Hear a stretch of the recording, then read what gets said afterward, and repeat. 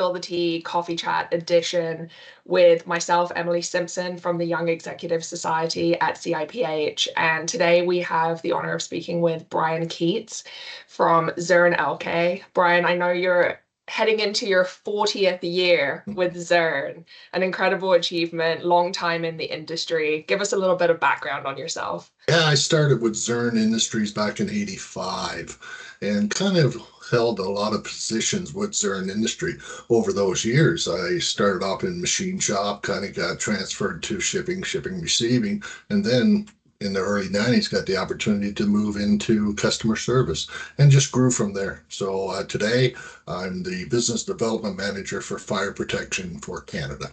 Such a journey through many different facets of the industry, seeing sales, customer service, operations. It's an interesting mix to bring in to your current role.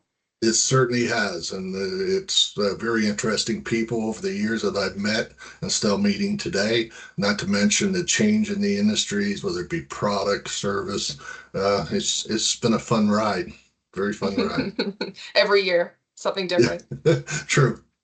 What's something you wish you knew when you were starting out? I wish I had a better understanding within other departments of the company what their job responsibilities were. I thought that all the office people, all they did was come out and give me demands and things to do. So I never really had a total understanding of what their roles or tasks or responsibilities were. I certainly would have given them a lot more appreciation if I knew what they did and how it helped our company.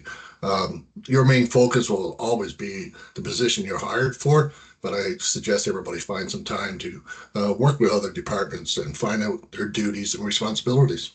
What's the best advice you've ever received? What pops in my mind first is I had a colleague that's always said to me, I always tell the truth because I'm not smart enough to remember all the lies. If you really think about it, I mean, that's sound advice. Be truthful, be honest, and you'll gain the confidence and respect from your customers. You'll win it all the time. Not only for business, but you can also take that over to your personal life. It's probably why you've been so well respected in the industry for so many years as well. It takes a while to gain that confidence, but the reward at the end is fantastic. Yeah, I love that. And what's a misconception people have about your role? Misconception. Well, I'm the Zurn Business Development Manager for Canada, so I travel from coast to coast. Which also includes a few trips to the U.S. at times. I've heard the comment so many times, you must have the life of Riley. You get to travel to beautiful places, eat at fine restaurants, and just play golf. But most trips that a salesperson, myself, all I see is the airport, the hotel, and other office buildings. I mean, living out of a suitcase, staying at multiple hotels, and always eating out is not always the fun one may think, But I still enjoy it, and getting the opportunity to meet many people in the industry and to help them with their needs is very rewarding. What are some of the most interesting places you've been able to travel to? Well, I love the Maritimes, of course. Yeah. So Halifax, Nova Scotia, I really enjoy that scenery and the people and how people just open up and invite you in. They love for your knowledge and just for conversation wise. So for Canada, is that Dallas? I really enjoyed Dallas on the U.S. side. A little bit of Texas. True. California is not a bad place to be either, but the Dallas, for some reason, I just felt so comfortable in Dallas when I had the opportunity to go there. It's amazing how coast to coast, the relationships that you have with the customers, with 40 years with the brand, you can go anywhere and kind of see it as a little bit at home. You have so many people that are familiar to you and have become part of your network. You're absolutely right. I mean, a lot of your customers are not just your customers anymore. They actually turn into a relationship, and you grow a little bit of friendship with some of those people, which is not a bad thing. It's a great thing. Business is business, but just meeting those people, spending some time with them, having fun outside the workforce is it's a great thing. And I've kind of grown that over the years with many people from coast to coast and the U.S. also. Yeah. So I want to get your hot take on something. And in the volatile market that we're in today, what's your hot take on customer service and how it supports your role? Hmm. Well, great customer service will always take you to the next level. That's the way I feel. And it's not just the bullpen team that's inside your four walls. You know what I mean? This also stems out to the sales team, the operations, purchasing. Hey, whereas employees, upper management, and your reps, everyone needs to work together because everybody has a piece of what they do, which relates to a customer service. Your customers are not looking at the lowest price all the time for all products today. Yes, you need to be competitive, but they are more looking at the service levels and the trust they have in you and your company. I've seen this disappear over the last few years, and everybody was just looking for the cheapest product or service available. That's changed. Things have changed today, and the customers are seeing the true value in true customer service. Yeah, absolutely. I think it's a lot of companies now are really looking at that. And even internally, our own team members and seeing each of ourselves as internal customers to one another too plays a huge part in what the external customer then ends up seeing.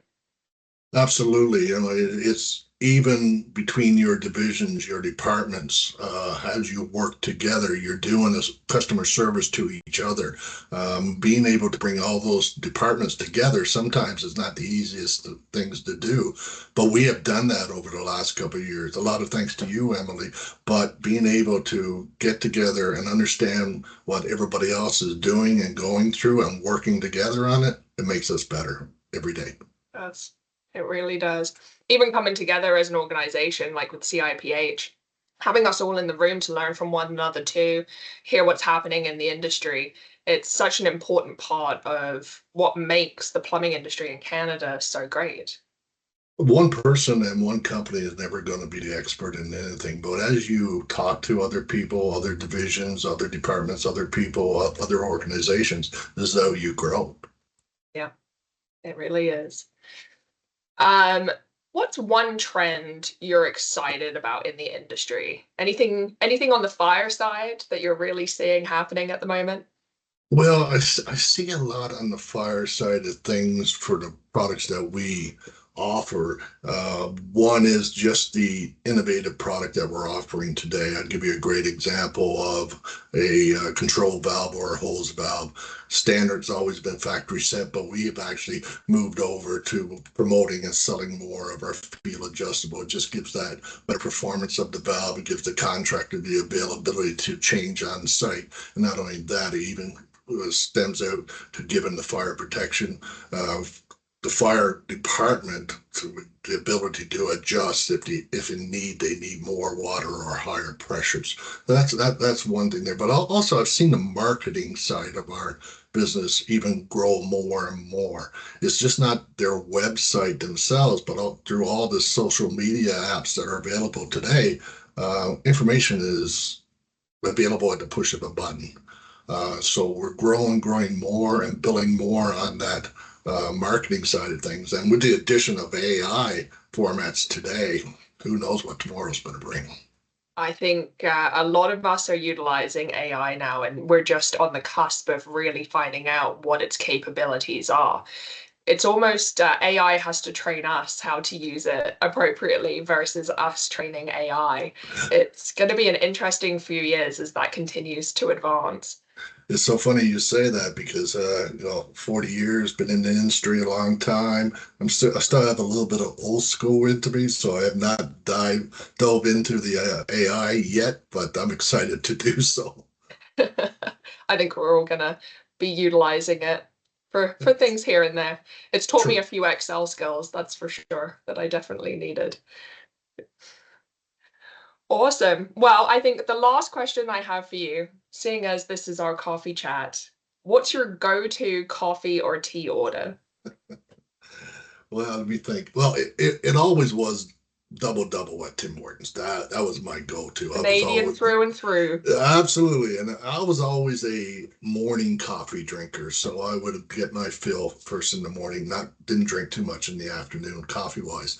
But I stopped drinking coffee about 6 years ago, and now it's either a green tea or hot chocolate for me. That's my preference. Nice. I like that. I'm a tea drinker too. You can't take the British out of me, honestly. True, Nice true strong enough. cup of tea in the morning. Yeah. Well, Bryon, thank you for taking the time to meet with us and to learn a little bit about yourself and hear your take on the industry. The Young Executive Society and CIPH are very thankful for you taking the time, and we look forward to talking with you again soon. It was my pleasure. Always a pleasure chatting with you, Emily. Thanks so much. Bye.